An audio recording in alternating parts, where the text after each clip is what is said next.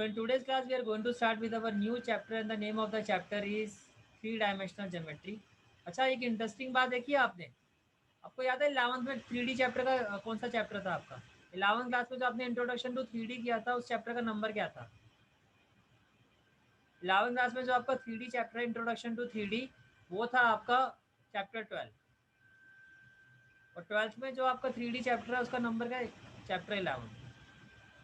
मतलब 11th में 12, 12 में 11, और इंट्रोडक्शन टू 3D में वहाँ पे आपने इंट्रोडक्शन पढ़ा था, तो वहीं से आप उसका नेक्स्ट पार्ट, वो तो सिर्फ इंट्रोडक्शन था, आपको बेसिक चीज़ें बताई गई थी, जैसे एक्स वाई होता है 3D में एक्स वाई जेड हो जाता है, और वो सारी चीज़ें आपको बताई गई थी। बट अगर मैं बेस की बात करूँ तो जो चैप्टर था भी ये, ट्वेल्थ के आपने, अंदर 11th के अंदर इजी चैप्टर था ये। हाँ जी, जो अभी आपने चैप्टर कंप्लीट किया वेक्टर, वेक्टर चैप्टर से ही ये कनेक्टेड चैप्टर है। तो अगर वो बेस क्लियर नहीं है तो उसकी आप रिकॉर्डिंग पहले प्रॉपर अटेंड कर लेना, सारे उसके कंसेप्ट को देख लेना, सो दैट ये चैप्टर आपके लिए समझना ईजी हो जाए। ठीक है, अब देखो कैसे कनेक्टेड है। मैं वेक्टर से स्टार्ट कर रहा हूँ चैप्टर को। हमने वेक्टर में क्या पढ़ा, जहाँ तक कंसेप्ट की बात है आपकी, कि वेक्टर जो होते हैं वो दो तरह के होते हैं, एक होता है जनरल वेक्टर और एक होता है आपका यूनिट वेक्टर। एक होता है जनरल वेक्टर और एक क्या होता है आपका यूनिट वेक्टर। जो जनरल वेक्टर होता है उसमें मैग्नीट्यूड भी होता है और डायरेक्शन भी होता है। जो यूनिट वेक्टर होता है उसमें सिर्फ डायरेक्शन। इनफैक्ट हमने ये स्टडी किया था, मैंने आपको बताया था कि जो यूनिट वेक्टर होता है वो डायरेक्शन के बारे में बताता है आपको, और यूनिट वेक्टर का जो मैग्नीट्यूड होता है वो सिर्फ और सिर्फ 1 ही होगा। जो यूनिट वेक्टर का आपका मैग्नीट्यूड होगा वो किसके इक्वल होगा? वो 1 के इक्वल होगा। लेकिन जनरल वेक्टर का जो मैग्नीट्यूड है वो कुछ भी हो सकता है। जो जनरल वेक्टर होता है वो इस तरह से लिखा जाता है, x vector, like a i cap plus b j cap plus c k cap. और जो यूनिट वेक्टर होता है उसको हम कैसे लिखते हैं? X cap. जनरल वेक्टर में ये जो ए बी सी होते हैं आपके सारे के सारे डायरेक्शन रेशियोज होते हैं। ए बी सी ये क्या होते हैं? आपके डायरेक्शन रेशियोज होते हैं। और जो यूनिट वेक्टर होता है इसमें एल एम एन होते हैं, ए बी सी नहीं होता, एल एम एन होते हैं। इनको हम कहते हैं डायरेक्शन कोसाइन। इनको हम क्या कहते हैं? Direction cosine. ठीक है, अब डायरेक्शन रेशियोज फाइंड कैसे किए जाते हैं? अगर आपको किसी भी जैसे पॉइंट ए है, इसके कोऑर्डिनेट है x1 y1 z1, और ये पॉइंट बी है, इसके कोऑर्डिनेट है x2 y2 z2। ये आपका एक वेक्टर है। इस वेक्टर का इनिशियल पॉइंट के कोऑर्डिनेट्स आपको गिवन है, फाइनल पॉइंट से कोऑर्डिनेट्स आपको गिवन है। तो इस वेक्टर की वैल्यू कैसे होगी? वेक्टर की वैल्यू फाइंड करने के लिए you need to find direction ratios. तो डायरेक्शन रेशियोज कैसे फाइंड करते हैं? A is equal to, A क्या होता है? एक्स कंपोनेंट, तो x2 माइनस x1। बी जो होता है वाई एक्सिस का कंपोनेंट होता है, तो y2 माइनस y1। सी जो डायरेक्शन रेशियोज होता है जेड रेशियो को स्पेसिफाई करता है, तो z2 माइनस z1। राइट, तो ये डायरेक्शन रेशियोज कैसे फाइंड करते हैं? जहां तक डायरेक्शन कोसाइंस की बात है तो इसमें हमने क्या स्टडी किया था कि डायरेक्शन कोसाइन जो आपके एल एम एन होते हैं वो in terms of a direction angle वो किसके इक्वल होते हैं? Cos alpha, cos beta, cos gamma. और डायरेक्शन रेशियो से हम डायरेक्शन कोसाइन को फाइंड करते हैं कैसे? A upon under root a square plus B square plus C square, ये आपका direction cosine l. Direction cosine m क्या होता है? B upon under root a square plus B square plus C square. और direction cosine n क्या होता है? C upon under root a square plus B square plus C square. तो direction cosine से ही, डायरेक्शन कोसाइन जो होता है डायरेक्शन रेशियो से ही फाइंड किए जाते हैं। ये भी हमने वेक्टर में सारा स्टडी किया था। अब जितना भी मैंने आपके साथ डिस्कस किया इस पर आपका फर्स्ट क्वेश्चन बेस्ड है। देखो फर्स्ट क्वेश्चन क्या है आपका? If a line makes angle 90 degree, 135 degree, 45 degree with the X Y and Z. अब इससे कंफ्यूज मत होना, ये वेक्टर क्यों नहीं लिखा हुआ। लाइन और वेक्टर का कंसेप्ट क्या है? एक ही चीज़ है, मैं आपको आगे डिस्कस करूंगा। अभी सिर्फ आप ये समझो यहाँ वेक्टर की ही बात हो रही है। तो लाइन जो है वो कितना एंगल बना रही है? 90 डिग्री, 135, 45 विद एक्स। एक्स के साथ जो एंगल होता है उसको हम क्या कहते हैं? अल्फा। वाई के साथ जो एंगल होता है इसको हम क्या कहते हैं? बीटा। और जेड के साथ जो एंगल होता है इसको हम कहते हैं गामा। इसको हम क्या कहते हैं? Gamma. Right, find its direction cosine. आपको क्या फाइंड करना है? Direction cosine. तो अभी हमने देखा एल क्या होगा इन टर्म्स ऑफ, अगर एंगल की बनो तो एल किसके इक्वल होता है? Cos alpha. तो डायरेक्शन कोसाइन का मतलब मुझे फाइंड क्या करना है? एल, एम और एल। एल किसके इक्वल होता है कॉस अल्फा, एम किसके इक्वल होगा कॉस बीटा, और एन किसके इक्वल होगा कॉस गामा, राइट। देखो कैसे फाइंड करेंगे।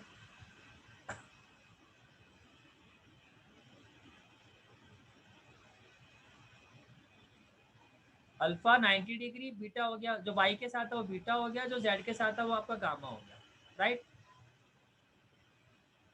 एल क्या होगा कॉस अल्फा, एम क्या होता है कॉस बीटा, और एन होता है कॉस गामा।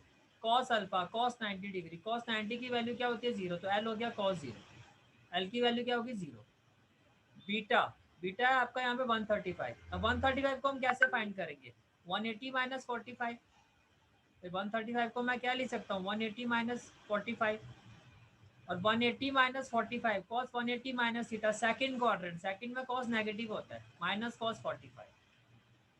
एन है आपका कॉस गामा, गामा कितना आपका 45, कॉस 45, और कॉस 45 की वैल्यू क्या होती है, कॉस 45 होता है आपका 1/√2। तो एन की वैल्यू क्या आ गई 1/√2, बार बार लिखा हुआ आपको यहाँ, इसके बाद सीधा डायरेक्टली लिखना है एन इज इक्वल टू 1/√2। तो बेसिकली जो आपके डायरेक्शन कोसाइन है आपके वो क्या है एल एम और एन। तो एल क्या है 0, एम है -1/√2, और एन क्या आ गया 1/√2। It means required direction cosines are 0, -1/√2, 1/√2। अच्छा अब आप इसको चेक भी कर सकते हो, हमने सभी डायरेक्शन कोसाइन के बीच में एक रिलेशन स्टडी किया था, L square plus M square plus N square 1 के इक्वल है। तो अगर इनका आप स्क्वायर का सम करोगे तो वो भी 1 के इक्वल आना चाहिए, योर आंसर इज करेक्ट। तो देखो 0 का स्क्वायर क्या होगा 0, -1/√2 का स्क्वायर क्या होगा 1/2, और 1/√2 का स्क्वायर क्या होगा 1/2, and it is equal to 1। You can see that ये इनका जो स्क्वायर का सम है वो 1 के इक्वल है। ओके,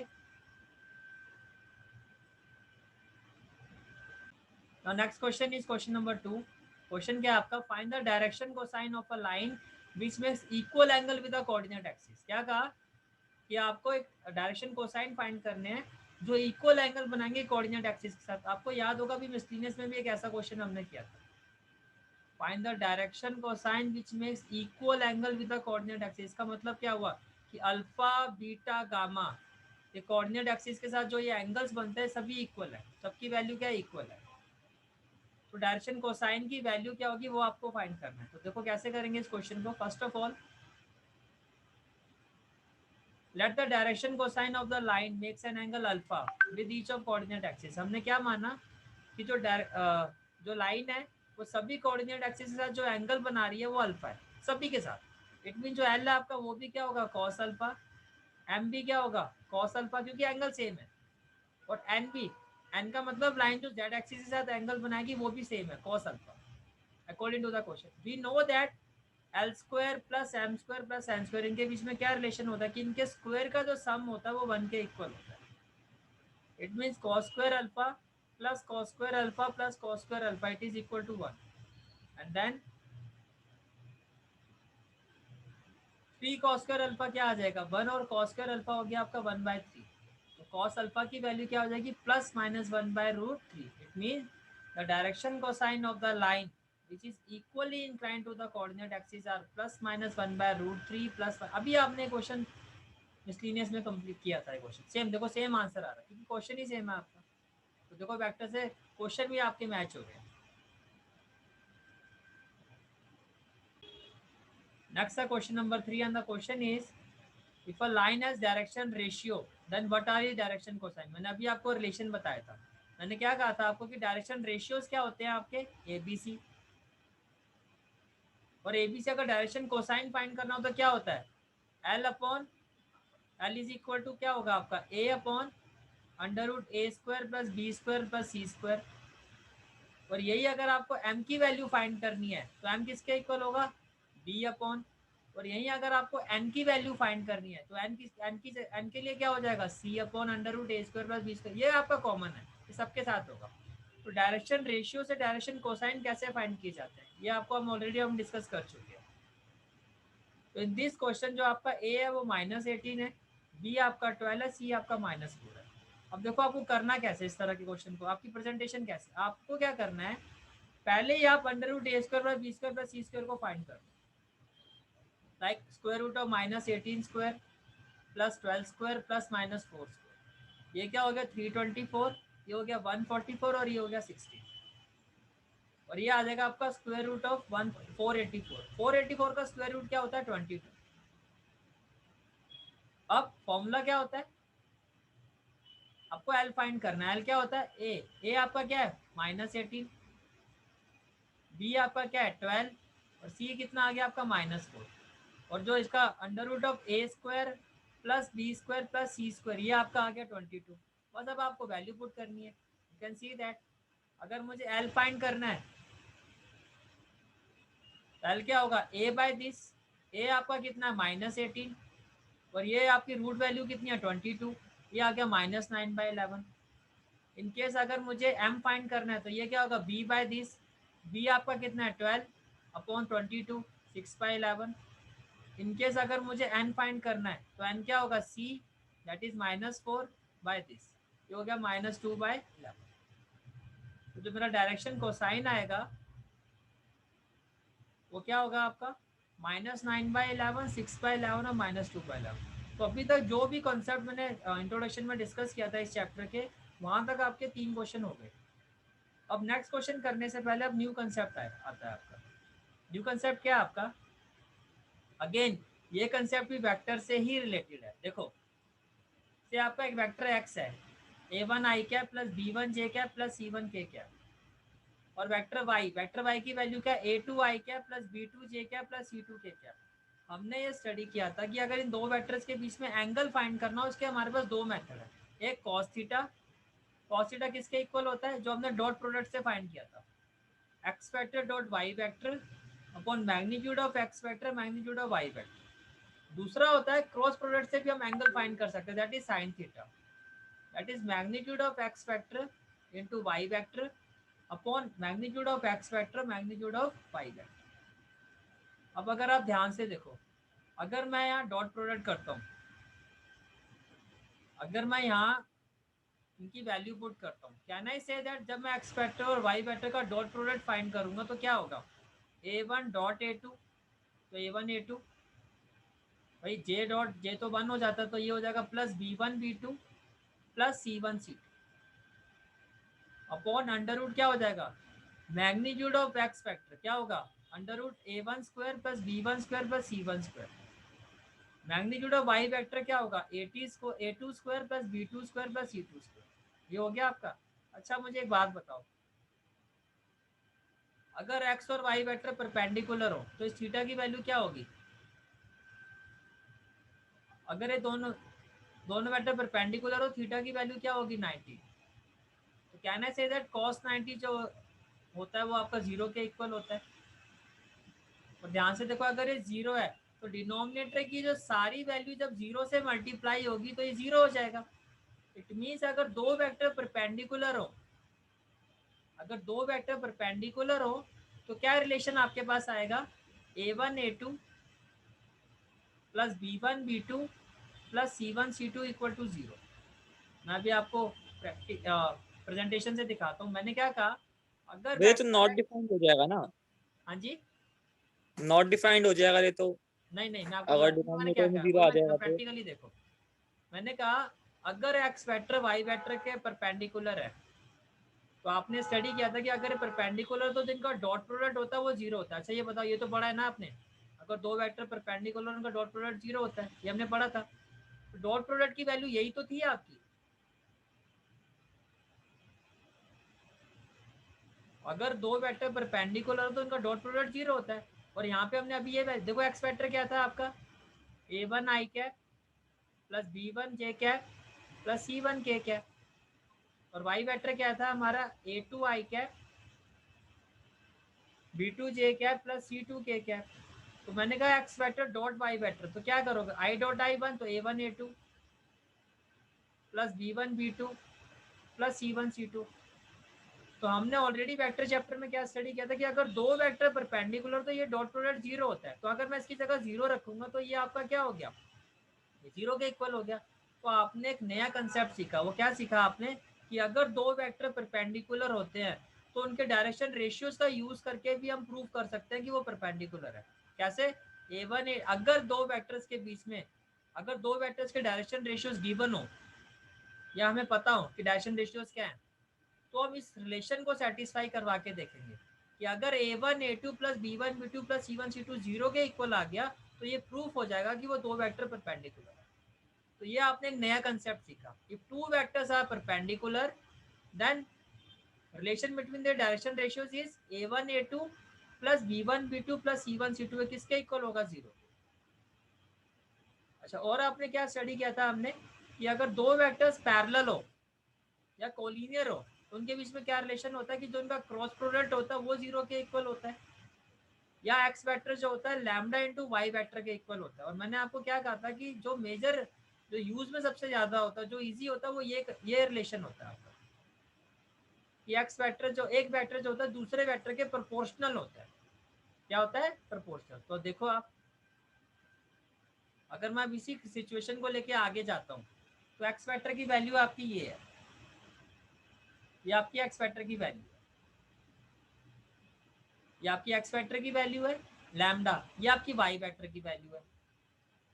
ये क्या हो गया? A1 I cap plus B1 J cap plus C1 K cap equal to lambda A2 I cap plus lambda B2 J cap plus lambda C2 K cap. Okay, A1 I cap lambda A2 I cap, अगर आप equate करोगे can I say that A1 will be equal to lambda I2 A2, B1 j cap lambda B2 j cap, can I say that B1 is equal to lambda B2, C1 k cap equal to plus lambda C2 k cap, can I say that C1 is by equating तो k cap का जो coefficient है वो k cap के coefficient के equal होगा, right? Can I say that from this case lambda will be equal to A1 by A2,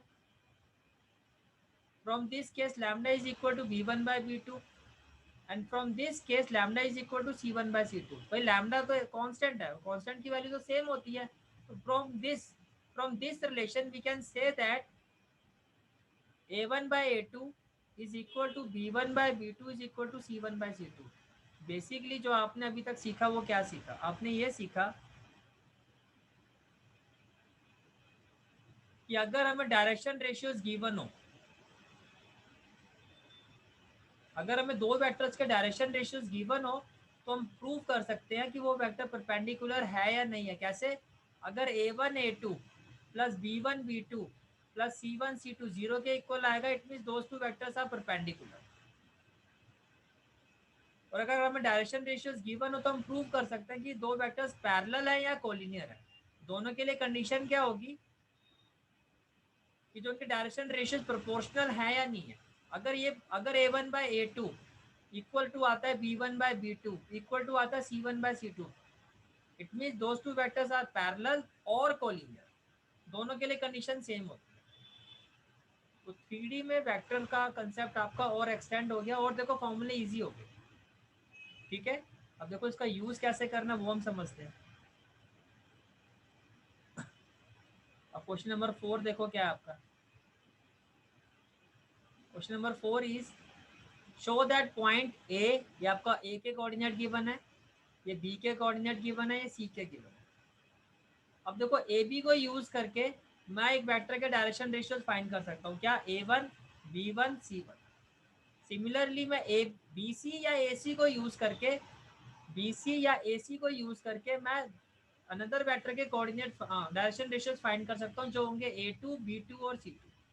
अब अगर एक कोलिनियर है तो क्या कंडीशन होगी बताओ? अगर एक कोलिनियर और डायरेक्शन रेशियोज के बीच में क्या कंडीशन सेटिस्फाई होनी चाहिए? A1 upon A2 equals Yes, to B1 A1 upon upon B2, A2 equal to B1 upon B2 equal to C1 upon C2। C1 upon अगर ये C2। सेटिस्फाई हो गया, ये प्रूव हो गया कोलिनियर है। तो देखो कैसे करोगे आपको।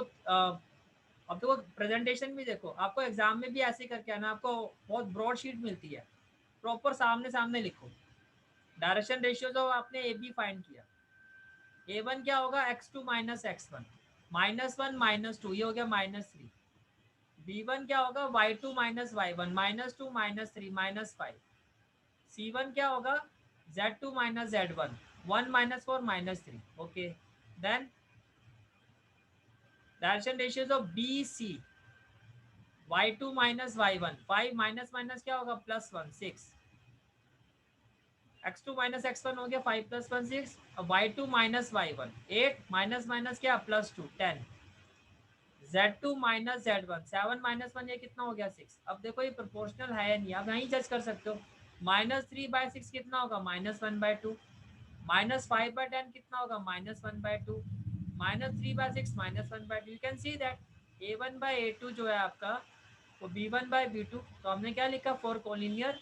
यू कैन सी दैट तीनों का जो रेशियो है आपका वो -1/2 आ रहा है। और अगर ये रेशियो इक्वल है आपका a1/a2 is equal to b1/b2 equal to c1/c2, it means a b and c are collinear. Okay, last question क्या है आपका, find the direction cosine of the side of the triangle which vertices are. But direction cosine directly तो हम find नहीं कर सकते, लेकिन अगर हम डायरेक्शन रेशियोज फाइंड कर दे तो डायरेक्शन रेशियो से डायरेक्शन कोसाइन हम फाइंड कर सकते हैं, जो अभी हमने किया भी था क्वेश्चन। इसमें भी आपको यही काम करना है। तो क्या करना है आपको, फर्स्ट ऑफ ऑल ये आपका ट्राइंगल है और ये आपके 3 वर्टेक्स की बने। अगेन देखो प्रेजेंटेशन आपने किस तरह से एग्जाम में करनी है, ए बी सी ये आपने लिखा, मैंने निकाला direction ratios of A B. अब ध्यान से देखना, A B x2 minus x1 -1 -3 comma y2 minus y1 1 -5 1 -5 comma z2 minus z1 2 minus minus क्या होगा +4, तो 2 माइनस -4। तो direction ratios of A B क्या आ गए -4 1 -5 -4 2 + 4 ये हो गया 6। Similarly direction ratios of B C x2 minus x1 तो -5 -1 comma y2 minus y1 -5 -1 comma z2 minus z1 -2 -2। तो ये क्या हो जाएगा -5 + 1 -4 -5 -1 -6 -2 -2 -4। Then direction ratios of c a, देखो रोटेशन में a b b c then c a, तो x2 minus x1 3 -5 comma y2 minus y1 5 -5 comma z2 minus z1 -4 -2। तो 3 + 5 8 5 + 5 10 -4 + 2 -2 ये आ गया। अब डायरेक्शन रेशियो से हम डायरेक्शन कोसाइन फाइंड कर सकते हैं। कैसे देखो, पहले तो आप इन तीनों का स्क्वायर रूट फाइंड करो। क्या -4 square plus -4 square plus 6 square, तो क्या आएगा 16 + 16 + 36। तो 16 + 16 कितना होगा 32 और 36 ये हो जाएगा आपका 68। ये कितना आ गया आपका 68, तो ये हो गया √68। ठीक है, नाउ